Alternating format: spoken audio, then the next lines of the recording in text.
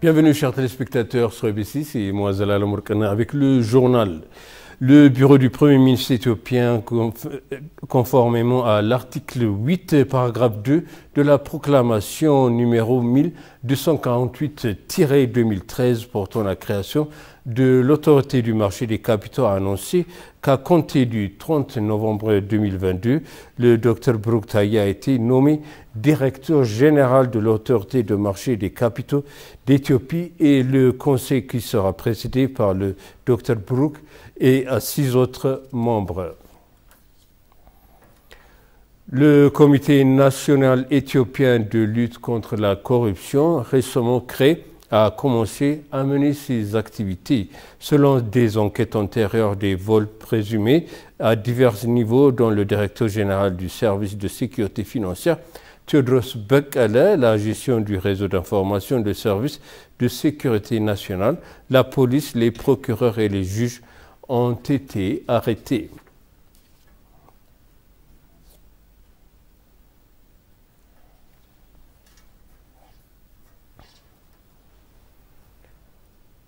Le Premier ministre Abiy Ahmed a adressé ses meilleurs vœux et un message de félicitations au président des Émirats arabes unis, Mohammed bin Zayed, et au peuple du pays à l'occasion de la célébration de la 50e fête nationale des Émirats arabes unis célébrée hier. La fête nationale des Émirats arabes unis est célébrée chaque année le 2 décembre pour marquer l'unification de cet émirat et une seule nation. Le Premier ministre Abiy, de son message, a exprimé ses meilleurs vœux au président et au peuple des Émirats arabes unis. Je voudrais féliciter mon frère et ami, le président Mohammed bin Zayed, et le peuple honorable des Émirats arabes unis pour la célébration de la 50e fête nationale, a tweeté le Premier ministre.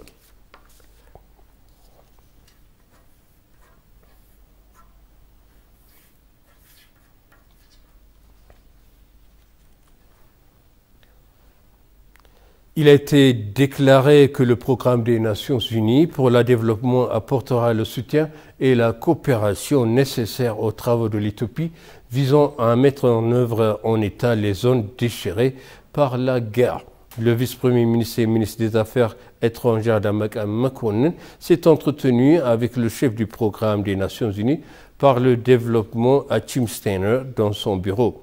Au cours de leur rencontre, Damaka a expliqué la situation actuelle dans le nord du pays, de la détermination du gouvernement à mettre en œuvre l'accord de paix.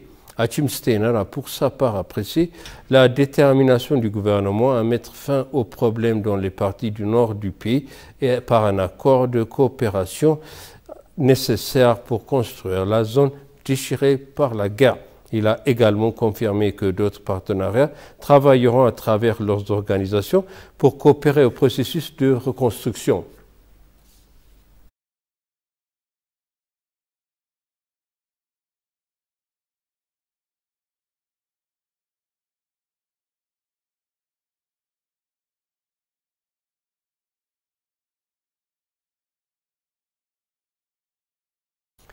Et pour conclure, le journal, le porte-parole du ministère des Affaires étrangères a déclaré aux journalistes que l'accord de paix entre le gouvernement éthiopien et le Front de libération du peuple de Tigré bénéficiait de plus en plus de soutien international.